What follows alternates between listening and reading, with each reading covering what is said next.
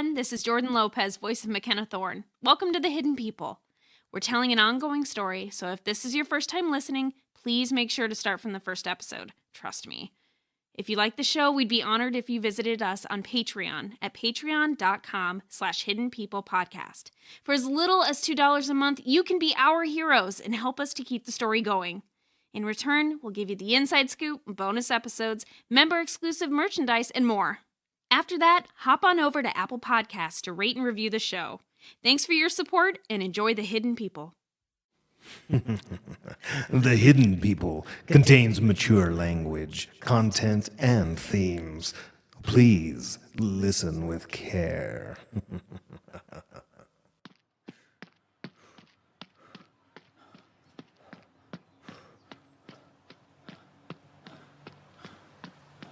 Mackenna Thorne, an adult who refuses to take responsibility. While her brother conducts himself at their parents' funeral, she runs. Runs from her duties, runs from her family, runs from her emptiness. Yes, thank you again for coming. It's good to see you. Thank you so much. Yes, quite a shock. Such a tragedy. Mackenna isn't feeling well. You understand. Taking it hard.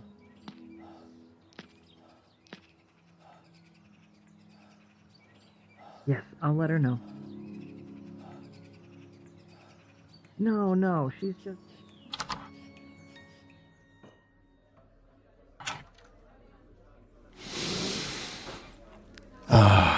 The smell of books and coffee. There's something special about the way they blend together in the air, but damage each other if they ever physically touch. Speaking of ruining everything they touch.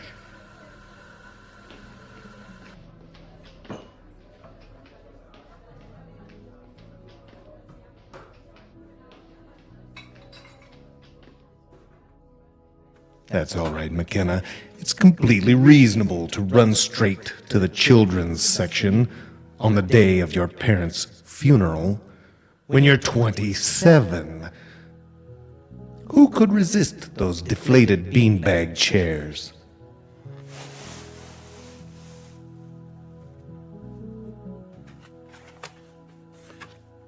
Do you even know how many snotty germ factories have caressed the faux fur on that read and feel picture book? I wonder if you would even care.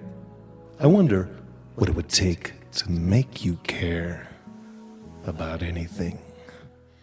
How long can I reasonably hide here? In this world, my dear, you can't hide anywhere for long.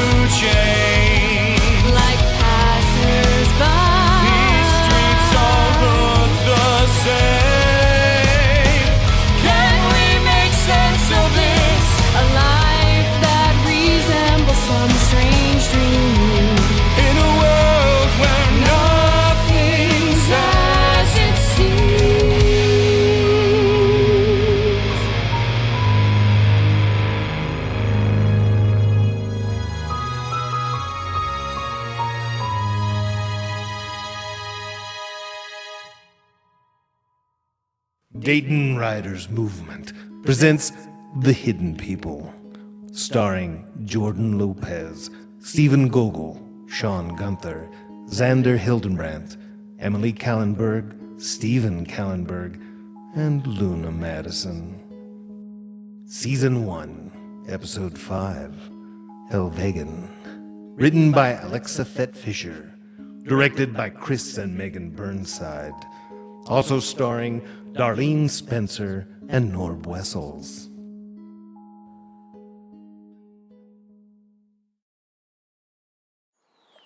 Thank you again for coming all this way. It means so much.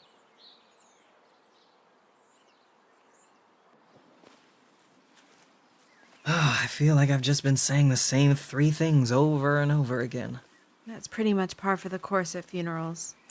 It's been a long day for you, and everyone who matters understands that. Thomas! Alfie, Nissa, did you find Mackenna? No, we hoped she'd come straight to the cemetery, but looks like she didn't. We let ourselves into your parents' house with a spare key, but she wasn't there. And she still hasn't called you back? Her phone is either off or no bars. Everything goes straight to voicemail. Where the hell is she?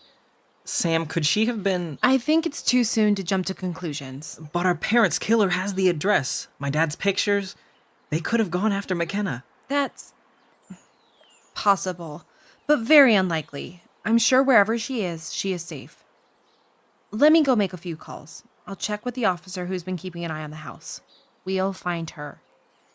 I should have made her come with me. Should be out there looking for her, but... You have to finish up with the funeral home, and the priest, and the last of the well-wishers. Take care of things here, Thomas. We'll keep looking for her.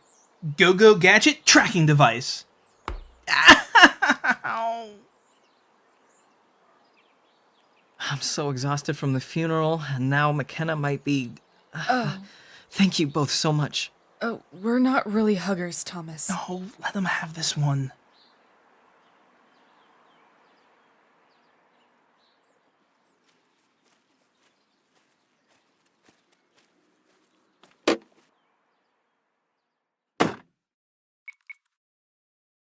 Ron, I need an APB on Mackenna Thorne. Last seen sometime last night. Method of travel unknown, but possibly on bike or on foot. Have whatever officers that were staking out the Thorne residence in the last 12 hours report in, and have someone check the bus and metro stations. No physical description of possible abductors. I'm not ruling out that she left on her own. Regardless, we need to find her.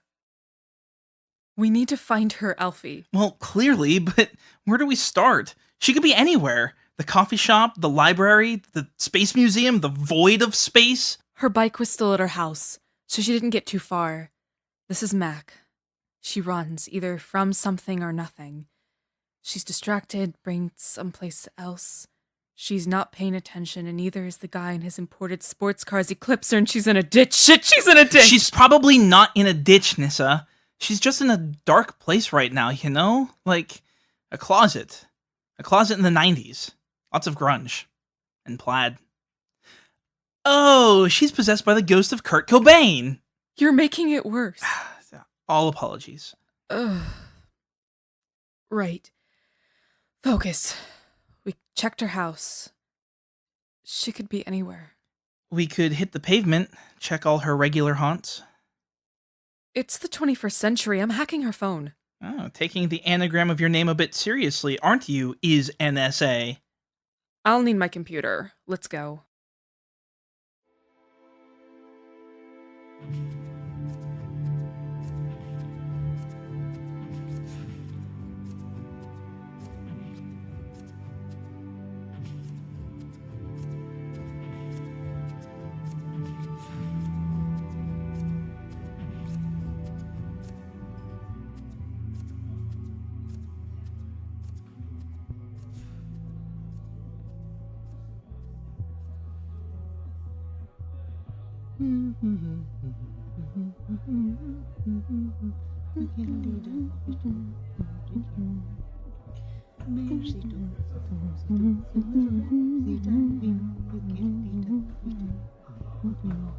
A voice from your past, Mackenna. Coincidence? Enya? Enya! My sweet Enya! Nanny Karen, what are you? Nanny Karen is the beloved childhood babysitter of our embroiled protagonist. Well, beloved to Mackenna, anyway. Most people would use the euphemism eccentric to politely describe her particular brand of lunacy. So loony, in fact, that she's the only adult to have ever chosen Mackenna over Perfect Thomas as the favorite thorn in their side. Dear girl, sweet child, my poor Enya. Such pain to lose so suddenly your mum and da. But how did you? The wake, my dove, the wake. Missing is such a troubled time. I set a foot as soon as I saw you were not where others ought you'd be. Troubled. It's really not like that, Nanny Karen. You forget that I have witnessed since you were small your tics, your tells, your twitches too. I recognize 'em all. Your tired eyes, your wrinkled brow, a concerned mind's carding call. Calling card, Nanny. You still get your idioms mixed up.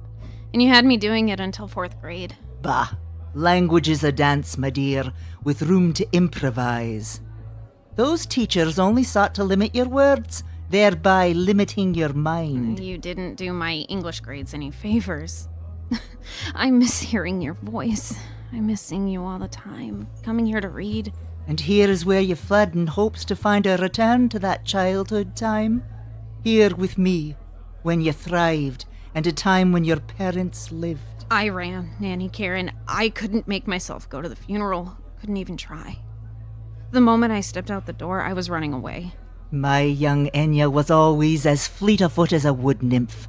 It shouldn't shock you that you scatter at the first sign of danger even now, even if the predator you premonate is in your own psyche. While listening to her is excruciating, I'm afraid we must all suffer through this reunion together. To understand what's really going on in the mind of Mackenna Thorne, we need to listen as she shares with one of the only people she trusts. It's not danger or a flight or fight response, I think. Everything considered, I'm doing all right, really. Well, no, I mean, given the situation, it's not as bad as it could be. I'm not saying this right. You and I have always observed the world for what it is. Say what it is, Enya, without what others think it should be. Everything's just been awful, but not in the way I expected. I keep thinking about it, trying to understand what happened, that I'll never see my parents again, never talk to them. I'm an orphan now, and everything that I expected of my life will be different, but... Denial, Enya? That is grief's way. No, not denial. I've accepted that they're gone. I just can't bring myself to care. That's messed up. Well, it's a messed up situation. Yeah, but this just feels skeevy. Whoa, that was way too easy. Has this, happened before? Are you accusing me of regularly hacking into smartphone GPS tracking data in order to pinpoint the location of a person or persons unknown to an accuracy of 5 meters? No. I'm asking if the tab labeled Max Cloud was original content or DLC for EA Presents Hacktivist 19. I have superpowers. I use them for good. And yes, spying on my friend aligns a bit closer to chaotic than lawful good.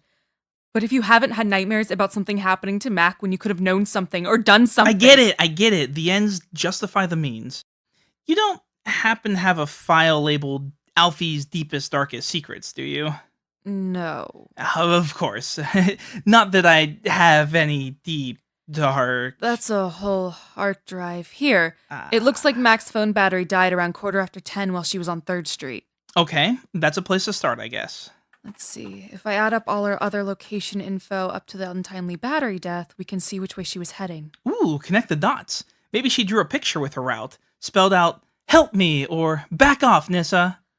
Or she went in a straight line for 20 blocks. Oh, well, that just spells I.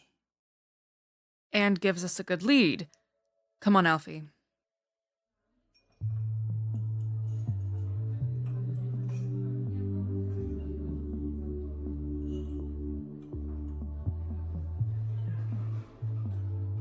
Nanny Karen, how did you find me? I mean, this wasn't a coincidence, right? I sought you out as soon as I saw you skip the service, and here is where I hoped your retreat would end. Perhaps a bit self-indulgent to think, but I imagined this as your refuge. You were the first person to bring me to Beans and Books, weren't you?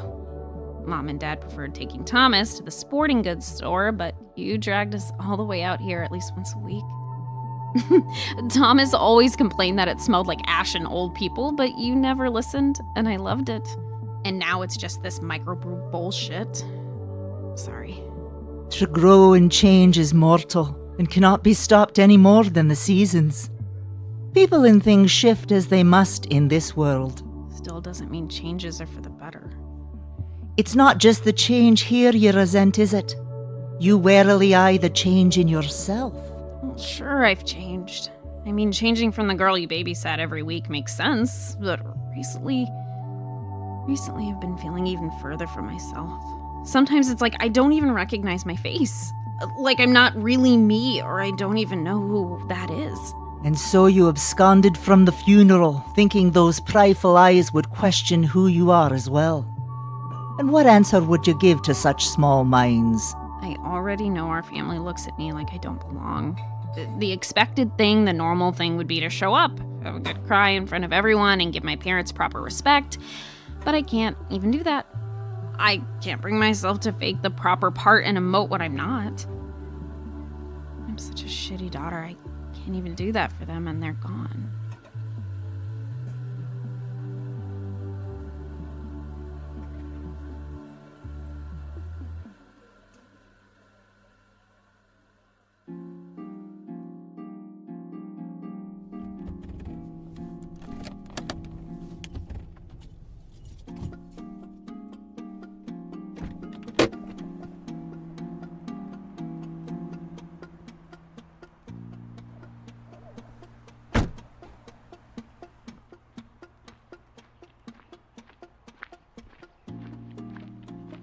Ron, hold up a second. Sam, you're back. Surveillance officers report in yet? Everyone in the Thorn disappearance just walked into the briefing room for the, briefing. I caught DeMarcos on the way in. He said he saw the screen door slam around 1000, but no Mackenna. Thought it might have just been the wind. Not particularly windy today. Just the wind. Might as well say it was ghosts or aliens, DeMarcos. And the points of exit monitoring? If she left, it wasn't by plane, train, or automobile. Aren't we getting a bit too worked up too early about this? I mean, it's been, 7 hours since she was last seen? We don't even open anything on teen runaways this soon. Teen runaways are called in by their parents. They don't have open investigations into the murder of their parents, Ron. Probably just needed time to process. Poor kid. Kid? Ron, she's a year older than me. Don't let her immaturity fool you. She knows more than she's letting on. Something spooked her, and until we know the whole truth, we can't afford to lose her. You're going pretty gung-ho on a non-lead, boss. It's not like she's a genuine suspect or anything. I mean, sure, no real alibi. But her life looked pretty cushy living in her parents' basement. And unless we find out that she has a collection of giant spears and a litter of rabid wolves at her beck and call, I don't see how she could have possibly butchered her parents in cold blood.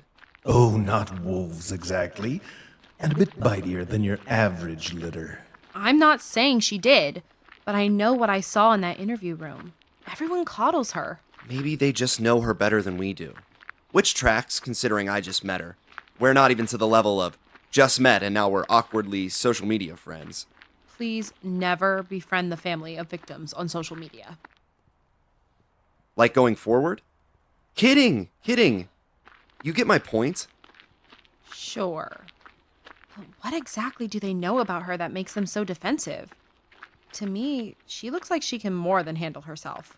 She seems kinda mentally fragile to me. Maybe they just don't want her to get pushed too hard. Pushing might end up being the only way I'm going to find out what she knows. And she does know something wrong. If you say so, boss.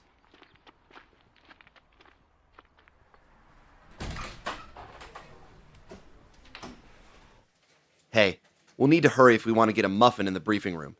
Those rookies eat like animals, even when it's low-sugar almond flour pastries. You are a rookie. By we, I mostly mean you. I've already had 2 muffins.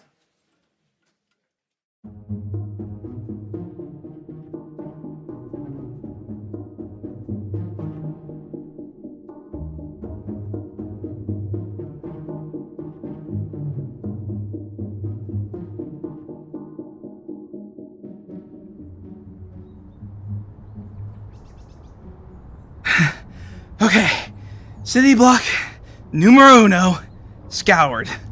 Can we take a break now? I'm pretty sure my endurance stat is modified to be encumbered. Sans encumberment. Seriously, it's been 10 minutes and you started complaining after 5. We can keep going. Are we really gonna go into every store on Mac's route? We already know she passed all these without stopping. Yes, we are. What if she doubled back after her phone died? What if someone saw which way she was going? There are a million tiny variables to account for, and without enough data, we could run off in the wrong direction or miss something that could lead us to her, or that would tell us she's in genuine danger right now. Nissa, your Millennium Falcon brain has made the jump to light speed. Right. No.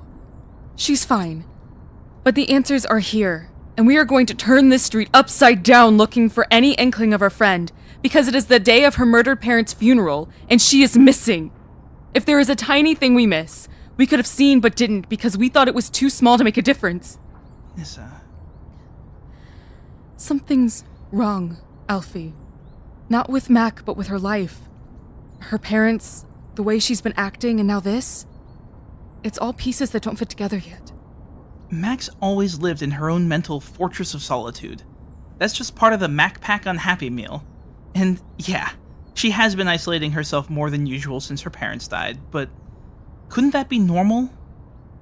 I mean, it's not like she's actually in danger now, right?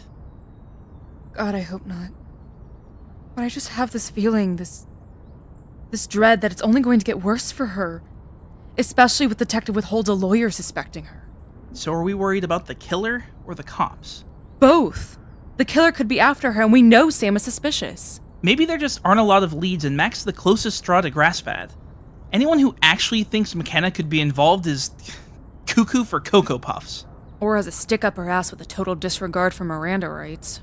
Nissa, with your smarts and my plucky determination, we'll prove it to the rest of the world in a dramatic 11th hour reveal and save the day.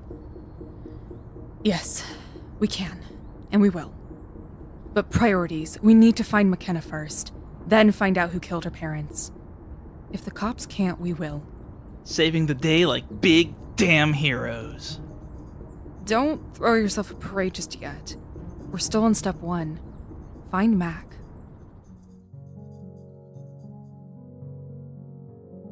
Oh, the bookstore confessional continues.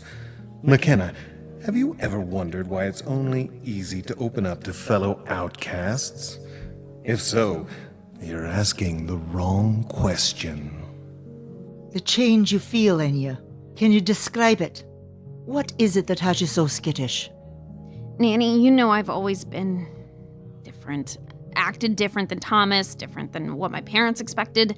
I'm used to it, I guess. Especially after the doctor saying I'm lacking whatever neurotransmitter they can sell me in pill form. But feeling like this after something so horrible, is something more wrong with me? Something the doctors missed or the meds caused? Don't be afraid. Put a name to it. Say it out loud and face what fears you. I think I'm insane. Psycho, socio, whatever prefixed path you want to put on it. My parents are dead, and yeah, they weren't perfect, but I should care, right? I should be upset or worried about my future, at least. It would make sense if I even felt relieved that I couldn't let them down anymore, but it's like it doesn't matter. Like something that's happening to someone else, and I'm just watching the reflection of someone else's tragedy. Do others know you feel this way? I haven't said that to anyone, but they all know. Thomas, my friends, even the cops know there's something wrong with me, with the way I'm reacting to this. Maybe they're trying to assume the best, that I'm in denial and it will hit me eventually, but they can't think that forever. Police, Enya. Yeah, the cop investigating, she's a friend of Thomas's, and I don't know, just the way she looks at me. Things she asks. Interrogation. She suspects something, that I did something or know something. You must be wary lest you be overcome. They will use their power to convince others of your guilt. Beware anyone whose power cannot be questioned. I wouldn't go that far, Nanny. Sam is determined, but to find the truth, the genuine truth. Not just what would be the easiest truth. She just gets on my nerves with how pushy she's being. Enya, as long as I've known you, you've never strayed. You've held steadfast in your sphere, seeing the same scape since time infinitum. Perhaps your mind has finally grown bored of it. Perhaps things that don't make sense here would make sense elsewhere. far elsewhere. I've fantasized about it more than once, quitting my job and leaving everything and everyone, but it all seems pointless. Just thinking about the effort it would take to leave, to try to explain why, to even begin looking for something else, it exhausts me. Sure, my job is dead-end work that pays peanuts, but it's something to do with people who care about me, and I'd rather not rock the boat. Are they just more livestock, following the herd of expectation rather than care for the solo sheep? And those who care, what would they say about how you feel now? Where were they when you fled what you could not face? Nissa and Alfie care. God knows I'm not worth the effort, but they put it in anyway. Maybe I'm just a pet project for them, a fixer-upper for them to flip and sell. But if they'll stick around through this, I don't know what could ever drive them away. Maybe if I actually end up being a haunted house. You are not an abode, my dear. The only foundations that hold you here are the ones you let keep you. You are a kite. You can sail on the wind to the edges of existence that no human has ever seen. Don't let small people keep you from realizing that this world is bigger than they believe it is. I know how big the world is. I just prefer the size of my world, and my friends aren't small. They care, and they should have called by now. I can't... Oh shit, my phone's off. I must have squeezed the power button. How long...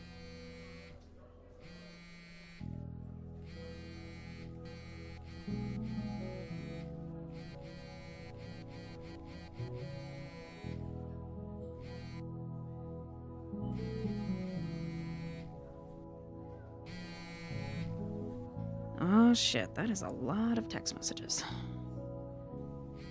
And missed calls.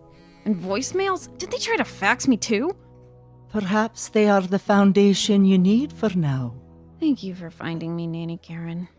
Talking me through this. I think I just needed someone detached to help me realize what I really need. I cannot fight your battles for you, dear girl. But oh, how I wish I could. I will always be near to counsel you in all the ways I am permitted. You, barista boy, look at this picture. This girl, right now. Hang on, I got this. Where is she? Nissa? Alfie? Mac! Oof.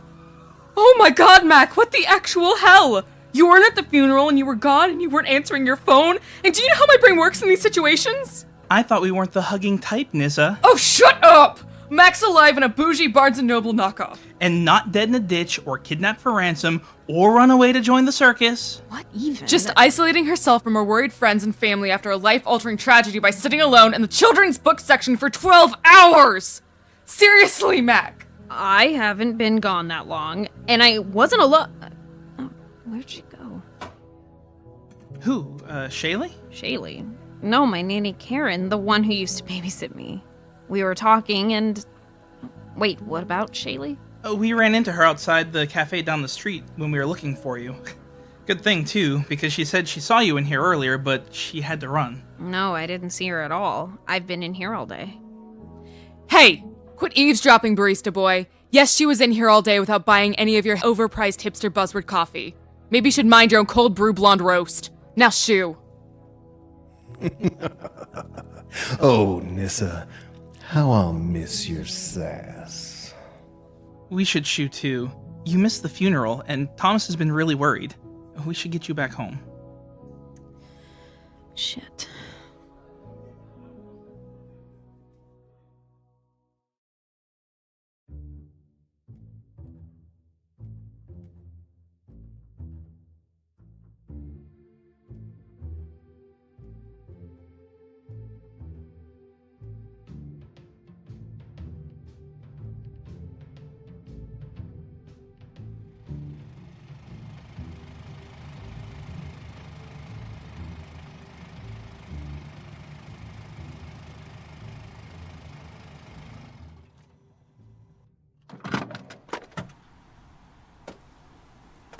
Thanks for the ride, Mr. Uberman. 5 stars.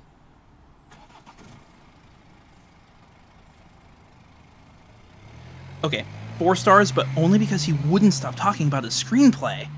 At least the chocolate mints were good. You ate those? They could have been roofied. Honestly, anyone willing to roofie a person who looks like me has enough problems in their life without my judgment. I'm not sure this is the right time, but we should also discuss why you should never use the phrase Mr. Uberman again. Nazis ruin everything. Mackenna? Mackenna! Yay, more hugs. Mackenna, God, I thought you were gone. I was so worried that something terrible had happened to you too that I was... Oh, I'm just so glad you're all right. What happened? Thomas, maybe we should go inside. Right. Come on. I had Sam running every lead she could think of, but it was like you vanished into thin air. None of the officers patrolling the area even saw you leave this morning. With whatever attacked Mom and Dad on the loose, I guess my imagination ran a bit wild.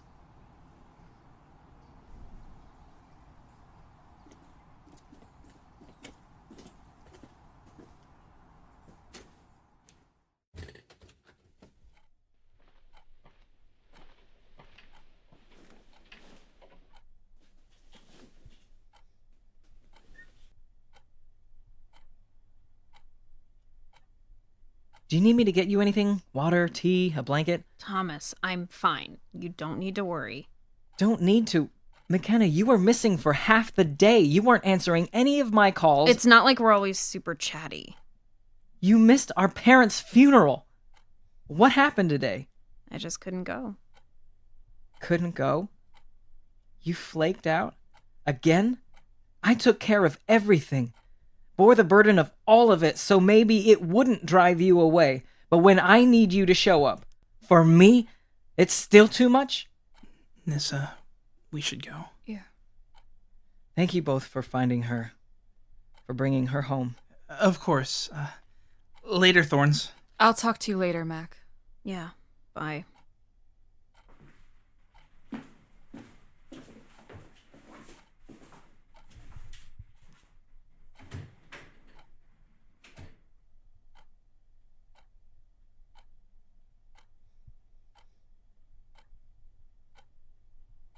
The tension in the air is palpable, like a heavy quilt, handmade and slaved over, weighing you down until it smothers you out of the guilt you feel for thinking it's hideous. Where were you, Mackenna? I went for a run. I'm sorry, I couldn't be there now with all those people. You know I couldn't. Those people are our friends, our family. Okay, when I say family, I know they don't really come around often, but even they took the time to show up and support us. Well, I didn't need their fake support, never seeing them until there's drama. I'm sure you appreciated all their well wishes and sympathy repeated ad nauseum. Mackenna, I needed your support. You're the family I have left, and I needed you. I get that planning the funeral wasn't your thing, but today was so hard, and to do it without you... Where did you go? Please don't keep me out. Not now. I ended up running to Beans and Books. That place hasn't been condemned? It's changed. So I take it that it didn't give you the support you were looking for. No, but Nanny Karen did. You saw Karen? Yeah, she found me. Sort of by accident, I think. Sat and talked with me practically the whole time I was there. It was nice to get a lot of things off my chest. Things like what? How I've been feeling about everything. Things you won't share with me? You're different. You're feeling things too. Normal things. You wouldn't understand. But a crazy stranger would? She's not a stranger, and don't call her crazy. She's just... Strange. What do you even remember about her from when she used to babysit us? I don't know. Fun stuff. Going out and being silly. Man, she would take us to weird, isolated places, make circles out of random junk. She left me behind at a nature preserve once because I wanted to follow a trail rather than sit and attend to the annular rhythm. Oh no, one adult in the whole world who didn't treat you like you hung the moon. Even in the best case scenario, She's an overly attached hermity spinster that doesn't understand societal norms or personal boundaries. She's not someone our parents should have ever let us associate with, let alone trust to watch over us. Of course, the one person in our family who's kind to me you consider too weird to function. Mackenna, she's not your family. I am. I am the only real family you have left, and you're mine. But you'd rather spend our most important day as siblings with our crazy old nanny. Stop calling her crazy. And still, your only interest is protecting her. You know, one day you'll actually be on your own. Completely. That sounds lovely. Honestly, that's exactly what I should expect. There are 7 casseroles in the fridge if you get hungry. I'll be in my room.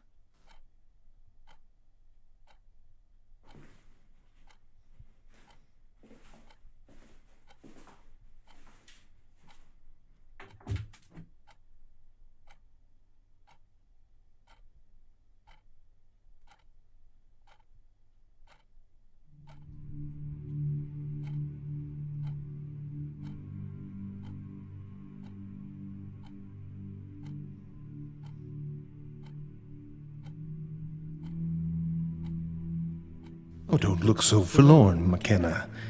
If you haven't gotten exactly what you deserve by now, I promise you soon will.